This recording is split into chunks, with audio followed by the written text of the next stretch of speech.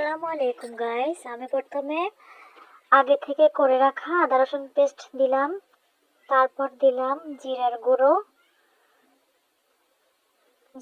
দিয়ে দিচ্ছি 2 চামচ, হলুদের গুঁড়ো দিয়ে দিচ্ছি 1/2 চামচ, মরিচের গুঁড়ো দিয়ে দিচ্ছি 1/2 চামচ, এখানে গরম মশলার গুঁড়ো দিয়ে দিচ্ছি 2.5 চামচ,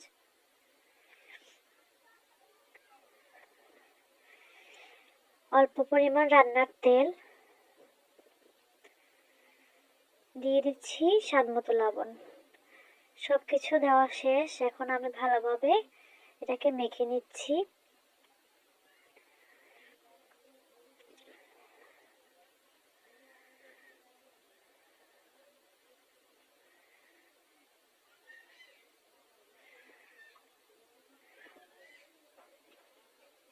ভালোভাবে এটাকে মেখে নেওয়ার পরে আমি 5 মিনিট এটাকে রেস্টে রেখে দিলাম। আপনারা চেষ্টা করবেন আরো বেশি সময় তাকে একটু রেস্ট দিতে। আমি এ পর্যায়ে রেস্ট দেওয়া বন্ধ করে আমি এখন প্রেসার কুকারে দিয়ে দিচ্ছি গরুর পায়াগুলো, একটা একটা করে দিয়ে দিচ্ছি। আপনারা চাইলে এটা নর্মাল হাঁড়িতে রান্না করতে পারেন, সেক্ষেত্রে প্রচুর সময় অপচয় হবে।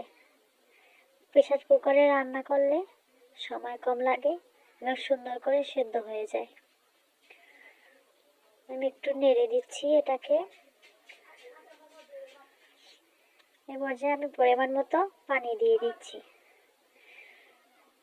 আমার কাছে মনে হলো এখানে একটু পানি কম হয়েছে, তাই এখানে এ পর্যায়ে আরেকটু পানি বাড়িয়ে দিচ্ছি। আপনাদেরকে মনে রাখতে হবে প্রেসার কুকারে সবসময় পানি কম দিতে হয়।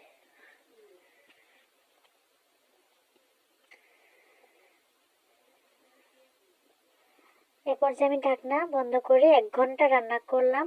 1 ঘন্টা পরে ফিরে আসলাম। ওয়াও, এই যে দেখুন গাইস, আমাদের গরুর পায়া অথবা নলা।